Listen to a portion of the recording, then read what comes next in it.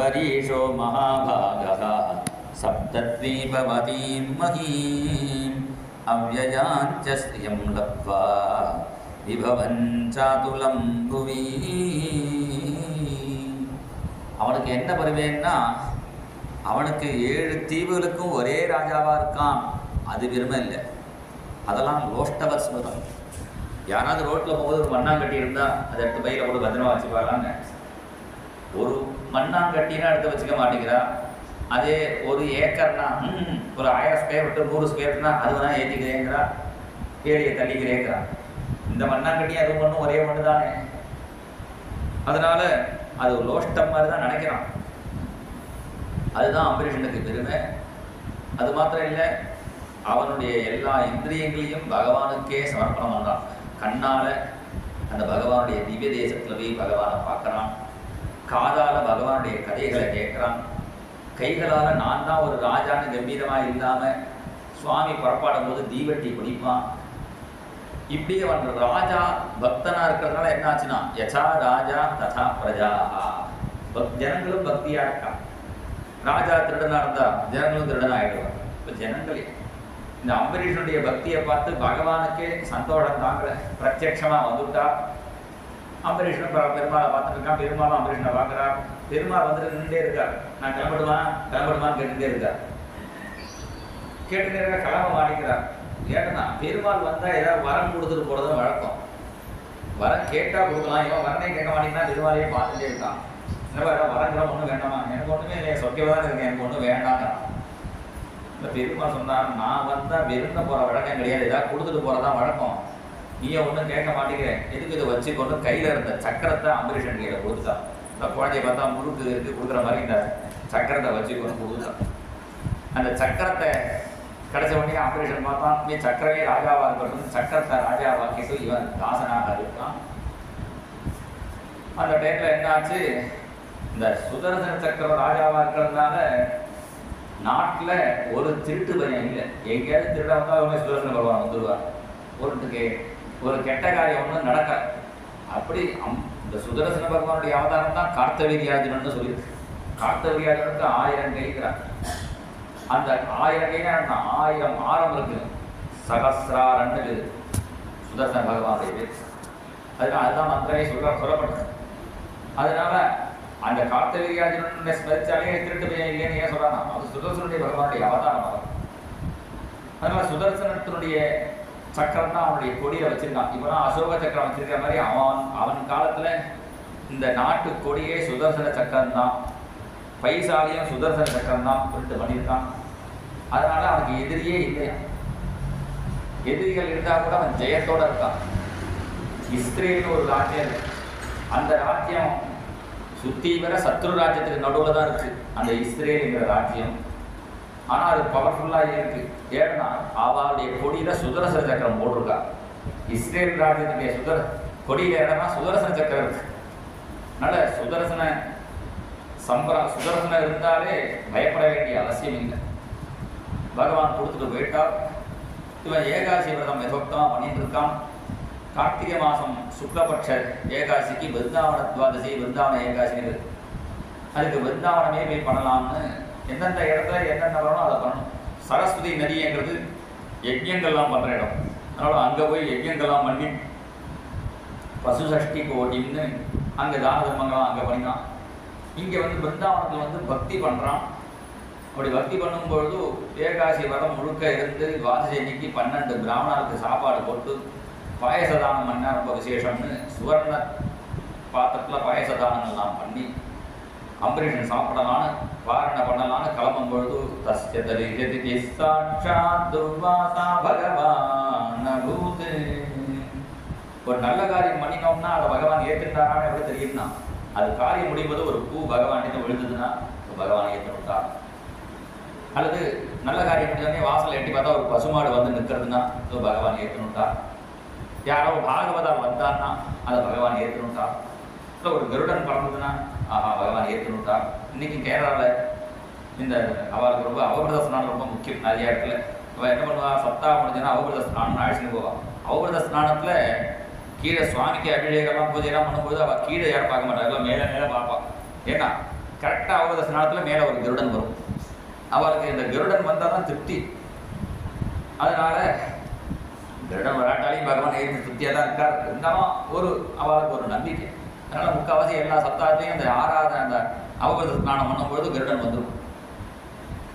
இது மாதிரி இங்கே அம்பரீஷன் அந்த விரதம் முடிச்சான், அதை பகவான் ஏற்றுட்டாருங்கிறதுக்கு என்ன ப்ரூஃப்னா கரெக்டாக துர்வாசர் வந்துன்றார். துர்வாசா பகவான் அபூத்.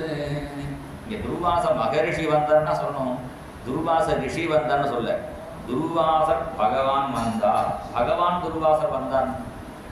ஏன் துர்வாசர் இப்போ பகவான் சொன்னார்னா பகவான் காரியத்தை பண்ண போறார். பகவான் என்ன பண்ணுவார்னா தன் பெருமையை குறைச்சிட்டு பக்தன் பெருமையை காட்டுவார். இப்போ வாமன பகவானுக்கு தானம் வாங்க வேண்டிய அவசியம் உண்டோ? அவன் ஆத்துக்காரி தான் மகாலட்சுமி, ஒரு கடாட்சம் பண்ணால் பைசா கிடைக்க போச்சு. தானம் வாங்க வேண்டிய அவசியம் இல்லாமையே தானம் இந்த பலி மாதிரி தானம் பண்ணுறதுக்கு உலகத்தில் வேற ஒருத்தன் இல்லைன்னு அவன் பெருமையை காட்டுறதுக்கு தன் பெருமையை குறைச்சிட்டு தானம் வாங்க வந்தாலே அது பகவானுடைய சுபாவம். அது மாதிரி இப்போ துர்வாசர் என்னடான்னா தான் கோபக்காரன்னு தனக்கு ஒரு கெட்ட பேர் வந்தாலும் பரவாயில்லை, அம்பரீஷன் மாதிரி ஒரு பக்தன் இல்லைன்னு அவன் பெருமையை காட்டுறதுக்கு தன் பெருமையை குறைச்சின்னு வந்தாலே அதனால துர்வாசா பகவான் அபூத். துர்வாச பகவான் வரான் என்று சொல்றாங்க. துர்வாசர் வந்தோடனே சாப்பிட வாங்கணும் ஏகாசி எல்லாருக்கும் உண்டே. உடனே அவர் சொன்னார் நான் போய் மாத்தியானம் பண்ணிட்டு வரேன்னு போனார் தியானத்துக்கு போயிட்டார். என்ன தியானம்னா பிருகத்யாயின் பெரிய தியானத்துக்கு போயிட்டார். ஒரு 1 hour தியானம் பண்ணினா, ஒரு 2 மணி நேரம் தியானம் பண்ணினா சின்ன தியானம், ஒரு 12 மணி நேரம் தியானம் பண்ணினா பெரிய தியானம் நான் நினைச்சிட்டு இருந்தேன். அண்ணா சொல்லுவா சின்ன தியானம்னா என்னடான்னா பகவானை தியானம் பண்ணினா சின்ன தியானமா, பெரிய தியானம்னா பாகவதால தியானம் பண்ணினா பெரிய தியானமா. பிரகலாத நாரத பராசர புண்டரீக வியாச அம்பரீஷன் பாகவதனை தியானம் பண்ணிட்டு இருக்கார் துர்வாசர். அதனால ஜிமமத்ய பிருகத்யாயன்னு அம்பரீஷனை தியானம் பண்ணிட்டு இருக்கார். அம்பரீஷனும் தேடிட்டு இருக்கான் அவர் வரலையேன்னு பயத்துக்குள்ள பாரண மரணமேனு அங்கே இருக்கிற பெரியவார்கிட்ட கேட்க அவள் தீர்த்தத்தை சாப்பிட்டா போதும் என்று சொல்ல தீர்த்தத்தை தான் குடித்தான். அவர் அம்பரீஷன் தான் தியானம் பண்ணிட்டு இருக்காரு. என்ன பண்ணான்னு அவன் பாரணம் பண்ணிட்டானா தியானம் பண்ணிட்டு இருக்காரா, பாரணம் பண்ணிட்டான்னு பதில் கிடைச்ச உடனே அங்கேருந்து கிளம்பி வந்தா. என்னமா என்னை கேட்காம பாரணம் பண்ணேன், இல்லை நான் சாப்பிடல தண்ணி தான் குடிச்சேன். யாரை கேட்டு தண்ணி குடிச்சதுலாம் ஒருத்தர் கோச்சிருவாரா தெரியல. உடனே என்ன பண்ணார், தலையை பிச்சா வீசி எரிஞ்சால் அதுக்கு ஒரு பூதம் கிளம்பி கையில் கத்தியை தூக்கி அம்பரீஷனை அடிக்க வருது. அம்பரீஷன் மௌனமாக இருக்கான். ஆனால் அங்கே இருக்கிற சுதர்சனம் கிளம்பிடுச்சு. ஏன்னா சுதர்சன யந்திரம் வச்சுட்டா போகிறோம், சுதர்சன மந்திரம் ஜெயிச்சா போகிறோம். இது மந்திர யந்திரம்லாம் இல்லை, ஒரிஜினல் சுதர்சனமே அங்கே இருக்கு. உடனே அது கிளம்பிடுச்சு. அந்த சுதர்சனம் கிளம்பின உடனே துர்வாசர் பார்த்தால் ஆகான் அவருக்கு பயம் வந்துடுச்சு. இங்கே பார்க்க ஒரு அண்ணா இந்த இடத்துல அழகா சொல்லுவார், தேகாத்ம புத்தி ரஜ்ஞான சம்பவா நவீனஸ்யதி. அம்பரீஷன் தாசோகம் சொல்லிட்டு இருந்தான்.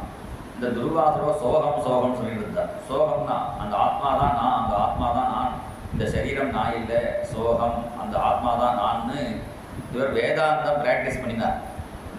வேதாந்தம் பிராக்டிஸ் பண்ணினா அவருக்கு வேதாந்தம் விட்டு போயிடுச்சு.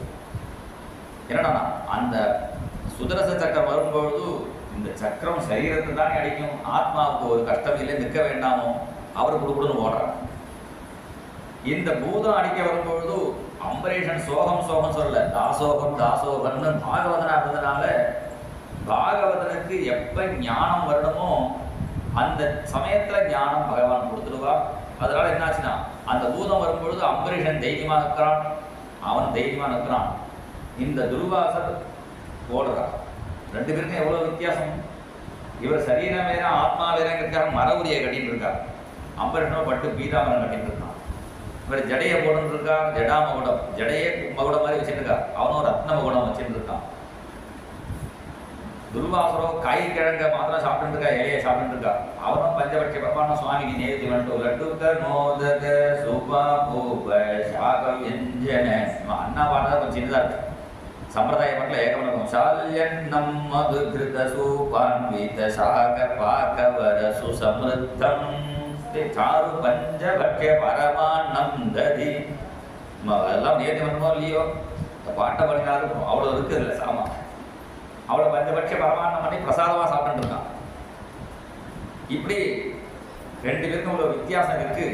இருந்தாலும் அவருக்கு ஞானம் வரணும்னு பிராக்டிஸ் பண்ணினவருக்கு ஞானம் வரல. பக்தி பண்ணினவனுக்கு டயத்தில் ஞானத்தை பகவான் கொடுக்குறா. மத்த ஸ்மிருதிக்கு ஞானம் அபோவனது. ஒருத்தனுக்கு ஞானம் வரதோ ஞானம் வராமல் இருக்கிறதோ என் கையில் இருக்குங்கிறான் பகவான். அதனால் பக்தி பண்ணுறவனுக்கு பகவான் ஞானத்தை டயத்தில் கொடுப்பா. அம்பரீஷனுக்கு ஞானம் வந்துட்டு துர்வாசனுக்கு ஞானம் விட்டு விடுச்சு ஓடுறான் விடணும். அவரை துரத்தின் சக்கரம் வருது. துரத்தின்னு வருதுன்னா துரத்தின்னு வரல. இந்த கிழவரைக்கே ஓடிட்டு இருக்காரே வடிக்க விழ போறாருன்னு லைட் அடிச்சுட்டு டார்ச் அடிச்சுன்னு வருது. அவர் துரத்துறதா ஆரம்பிச்சு ஊரெல்லாம் சுற்றி பிரம்மாட்ட போய் காப்பாற்றணும்னா பிரம்மா என்னால் காப்பாற்ற முடியாதுன்னுட்டா உடனே சிவன்கிட்ட போனார். சிவனும் சொன்னார் தஸ்ய விஸ்வேஸ்வரஸ்யேதம் சஸ்திரம் துர்விஷகம் இனா. அந்த பெருமாட்டே போகணும்னா இவர் பெருமாட்ட தான் போக போனார். சிவனை பார்த்துட்டு போனான்னு போனான். ஏன்னா பாகவத அவதாரம் பண்றவால வைகுண்டத்தில் பகவான் விடமாட்டான். கதையெல்லாம் நிறைய படிச்சிருக்காரு துர்வாசன். பாகவதாலுக்கு 4 பேர் அபச்சாரம் பண்ணலாம் தான் அங்கே இருக்க சனகாதிகளுக்கு அபராதம் பண்ணலாம் தான் தேவதனை கீழே இறக்கி விட்டார்னு கதையெல்லாம் தெரியும். அப்போ நம்மளும் போனால் பாகவத அவதாரம் பண்ணால் ஊரில் ஏற்ற மாட்டார், இறக்கி விட்டுருவான்னு தெரியும். அதனால் பாகவத அவதாரம் பண்ணிட்டு போகக்கூடிய நம்ம ஒரு பாகவதர்கிட்ட ஒரு ரெக்கமெண்டேஷன் லெட்டர் வாங்கிட்டு போனால் தேவையில்லைன்னு வைஷ்ணவானாம் யதா சம்பவம்னு சிவன் அப்படி ஒரு லெட்டர் வாங்கிட்டு அவனும் வைகுண்டத்தில் வந்து பஜனை பண்றார். கிருஷ்ண கிருஷ்ணா முகுந்தா ஜனார்தனா கிருஷ்ண கோவிந்த நாராயண ஹரே. கிருஷ்ண கிருஷ்ணா முகுந்தா ஜனார்தனா கிருஷ்ண கோவிந்த நாராயண ஹரே. அச்சுதானந்த கோவிந்த மாதவா அச்சுதானந்த கோவிந்த சச்சிதானந்த நாராயண ஹரே. சச்சிதானந்த நாராயண ஹரே. அச்சுதானந்தா சதிச்சிதா பிரபு. பஜனை பண்ணிட்டே துர்வாசர் வரா. ஏதோ பஜனை சத்தம் கேட்கறதுன்னு பகவான் எழுந்துட்டான். எழுந்துட்டா குரல் கட்ட குரலாக இருக்குது. யாரோ புதுசாக பஜனை ஆரம்பிச்சிருக்கா போல இருக்கு. இன்னும் சுற்றி சரியாக சேரலை. யார் புது பாகவதர் யார் பார்க்குறான்னு பகவான் பார்த்தா துர்வாசர். ஆஹா துர்வாசரா, நீங்கள் எப்போ பஜனை ஆரம்பிச்சு ஒரு பஜனை பண்ணுறவாள திட்டுவார் துர்வாசர். இந்த பஜனை பண்ணுறவெல்லாம் என்ன மாதிரி பட்னியாக இருக்கா? அவள் பஜனை பண்ணுற பிறகு ராத்திரி முழுக்க சுண்டலை சாப்பிட்றா, ஹார்லிஸு டீ மாற்றி தான் வந்துருக்கு. சாப்பிட்டுட்டு அவள் பாட்டு சாப்பிட்டுட்டு இருக்கா. என்ன மாதிரி பட்னி கிடந்தா தெரியும் அப்படின்னு பெருமையாக பேசிட்டு இருப்பா. இன்னைக்கு துர்வாசரே பக்தி படத்தை பார்த்துட்டு ஓய் நீங்கள் எப்போ பஜனை ஆரம்பிச்சே? இப்போ நிறைய ஏகப்பட்ட பஜனை குரூப் புதுசாக நிறைய கலைஞருக்கு ஏதாவது குரூப்பில் சேர்ந்துருக்கீங்களா? நீங்களே ஒரு குரூப் ஆரம்பிச்சுட்டீங்களா? எப்போ பஜனை ஆரம்பிச்சேன்னு கேட்க நான் அம்பரீஷனை பார்க்க போனேன். அதானே கேட்கேன். நீங்கள் அம்பரீஷனை பார்க்குறவாலாம் ராதே கிருஷ்ணன் ஆரம்பிச்சுடுறா. என்னைக்கு போனேன்? ஏகாசி உற்சவம் பிரமாதம் நடக்குமே, தசமி அன்னைக்கு அகண்ட நாம பஜனை நடக்குமே போனேரோ? இல்லை. ஏகாதசிக்கு காலம்புற அபிஷேகம் நடக்குமே சுதர்சன பகவானுக்கு, அபிஷேகத்துக்கு போனீங்களா? இல்லை. மத்தியானம் உபன்யாசத்துக்கு போனீங்களோ? இல்லை. ராத்திரி திவ்யநாமத்துக்கு போனீங்களோ? இல்லை. துவாதசி காலம்புற உஞ்சவரத்துக்கு போனீங்களோ? இல்லை. பூஜைக்கு போனீங்களோ? இல்லை. சாப்பிட போனீங்களோ? ஆமாண்ணா. சில பேர் சாப்பிட்ற டேத்துக்கு வந்துட்டு எங்கே போனேன்னா பஜனைக்கு போயிட்டு வந்தேன். சப்தாதுக்கு போனேன்னு பரவாயில்ல. சாப்பிட்ற டேத்துக்கு வந்துட்டு போனால் கூட பகவான் லிஸ்ட்டில் கணக்கு எழுதுவார் சப்தாதுக்கு வந்தாங்கன்னு. சில பேர் அந்த பில்டிங்கை விட்டு இந்த பில்டிங்கை வராமல் இருந்துட்டு இருந்தால் கூட பகவான் கணக்கில் எழுதுவார். அந்த பில்டிங்கில் இருந்தாலும் இந்த உலகத்துக்கு வந்துருக்காருன்னு கணக்கில் எழுதுவார். அதெல்லாம் சாப்பிட்டேலான்னு கேட்டால் இல்லைன்னா ஏன்னா நீங்கள் தான் என் தலையில் சக்கரத்தை போட்டுவிட்டு பகவான் சொன்னால் சக்கரத்தை நான் போடலை, நான் சொல்லியிருந்தேன். யாராவது பாகவதாவுக்கு அவதாரம் பண்ணினா என்கிட்ட பர்மிஷன் கேட்க வேணா நீங்கள் கிளம்பிடலாம். ஏன்னா பாகவத அவதாரம் பண்ணுவாருடைய சக்தியை தான் நேற்றுக்கே பார்த்தோம். ஏன்னா பராசக்தி அம்பால்னு சொல்கிறோம். பராசக்திங்கிற அம்பாளுக்கே சக்தி இல்லாமல் ஆகிடுது. பாகவத அவதாரம் பண்ணும்போது தாங்க முடியல, அம்பாலே புறப்பட்டு வந்தான் கேட்டு. அதனால யார் பாகவதால் பயப்படவே வேண்டாம் அப்படிங்கிறார். முக்கின் நாமவத சொல்றார் துக்காராம். உபா சக்கரபா மார்கீம் சாலதாம் முக்கின் நாமவத உபா சக்கரபாணி மாகேம் பூகேம் நிஜல்யானிகாதாம் உபானஹரே. மார்கீம் சாலதாம் முக்கின் நாமவத. நீ நடந்துட்டு போகும்போதே நாமராமா சொல்லிட்டு பஜனை பண்ணிட்டே போனேன்னா உபா சக்கரபாணி பகவான் மாகே கூடேங்கிறார். முன்னாடியும் பின்னாடியும் அக்ரதா பட்டதை செய்வ பார்சுதச்ச மகாபலோ. இங்கே முன்னாடி தான் இருக்குது. இந்த சொல்றத பார்சுதச்ச ராமர் 2 ரூபாய் எடுத்துன்னு பொழுது முன்னாடி ஒரு ராமர் பின்னாடி லட்சுமணர், இந்த பக்கம் ஒரு ராமர் அந்த பக்கம் லட்சுமணர். அப்படி அக்ரதா பட்டதை செய்வ பார்சுதச்ச மகாபலோ ஆகரண பூர்ண தன்மானோ ரட்சேதாம் ராமலட்சுமணம்னு அப்படி ராமலட்சுமணர்கள் வருவார்கள். பரீட்சித்தே ஆச்சரியமா இருக்கே அப்படின்னா எப்ப பரத சரித்திரத்தை கேட்டுட்டு ஆஹா பத்ரகாளி வந்து காப்பாத்தினாலேன்னு போடா. பத்ரகாளி வராட்ட என்ன தைஸ்தைர்பாவேகி பரிட்சியமானாம் தத்வாதமூலம் மௌதச்சித் பேமசுதானாம் பாகவத பரமஹம்சம். ஒருவேளை பத்ரகாளி வரலைன்னா சுதர்சன சக்கரம் வந்திருக்கும். சுதர்சன சக்கரம் வந்தோம்னா பத்ரகாளி சேர்த்து மேலட்டும். அதனால வேறு அது வரதுக்கு நம்ம காப்பாற்றிடுவோம் தான் பத்ரகாளி வேகமாக ஓடி போனாங்க அப்படிங்கிறார்.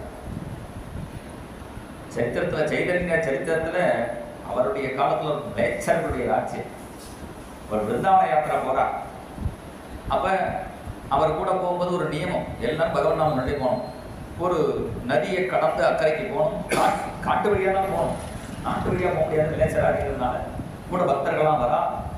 ஒரு போட்டில் எல்லாரையும் ஏற்றிட்டு அந்த போட்டில் போகும்போது எல்லாரும் பாடிட்டே வரா.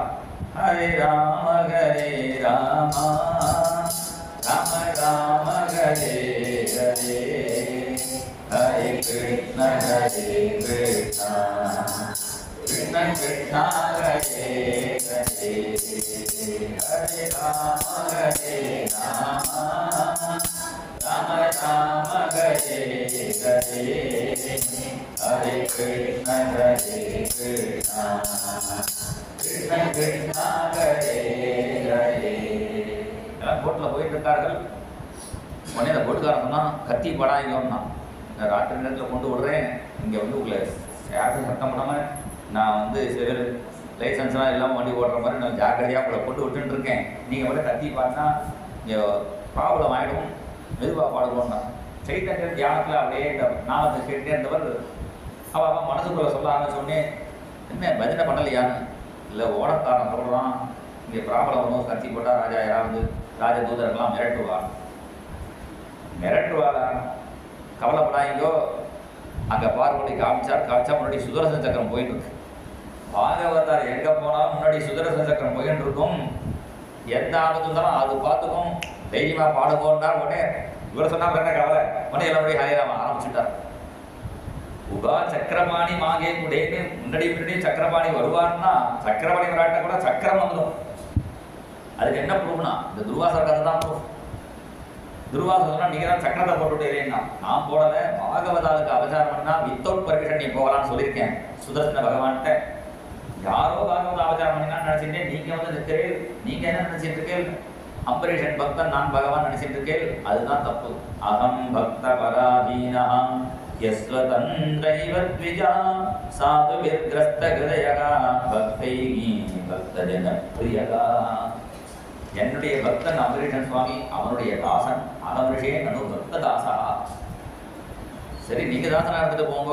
நான் எனக்கு ஒரு பெருமை வேண்டாமா? நான் எவ்வளவு தபஸ் பண்ணியிருக்கேன், எவ்வளவு படிச்சிருக்கேன். என் தபஸ் என் பெருமைக்கு ஒரு மரியாதை இல்லாமல் இப்படி ஓட விரட்டினா என்ன அர்த்தம்? நீ என்னதான் தபஸ் பண்ணினாலும் என்னதான் படிச்சிருந்தாலும் வினயம் வேணும். ஞானம் தபஸ்ச வினயான்விதமேவ மான்யம் யாக்கியம் பரீஷ பதமேவ பதேதி கூமன். என்ன தபஸ் பண்ணினாலும் என்ன படிச்சிருந்தாலும் அந்த வினயம் வேணும். அதனால நீங்கள் அம்பரீஷன்ட்டே போங்க. இதுவே அவன் சொன்னாதான் அவன்கிட்ட கொடுத்தா சக்கரம். என்ன பைக் காசு கொடுத்து அப்பா தான் பைக்கு வாங்கி கொடுப்பார் பையனுக்கு. பைக்கு வாங்கி கொடுத்தாங்கன்னே அப்பாவோட பைக்கு தான் அது போடுறதுன்னா உடனே உங்களோட பைக்கு தானே அப்படின்னு கேட்டால் பைக்கு என்னோட தான், நான் பையன்கிட்ட கொடுத்துட்டேன். இனிமேல் அவன் தான் ஓட்டிகிட்டு இருக்கான். அவனுக்கு தான் அது ப்ராக்டிஸ். அவன் சொன்னால் தான் அது கேட்கும். எனக்கு ஓட்ட வராதுங்கிற மாதிரி நான் சக்கரத்தை அம்பரீஷன்ட்ட கொடுத்தாச்சு. இனிமேல் அவன் சொன்னால் தான் கேட்கும். எனக்கு அதுக்கு சம்பந்தம் இல்லை. போய் அம்பரீஷன் காலையே விடுவோம். அவன் சொன்னால் தான் கேட்கணும்ட்டான். அவன் தான் வண்டியை ஓட்டிகிட்டு இருக்கான். அப்படின்னு சக்கரம் அவன் கையில் தான் இருக்குது என்று சொல்ல துர்வாசன் மறுபடியும் ஓடி வரா. திரும்பி வரதுக்குள்ள 1 வருஷம் ஆகிடுச்சு. அது வரையும் பட்டியிருக்கான அம்பரீஷன். துர்வாசன் வந்தோடனே அவர் காலில் விழுந்தான்.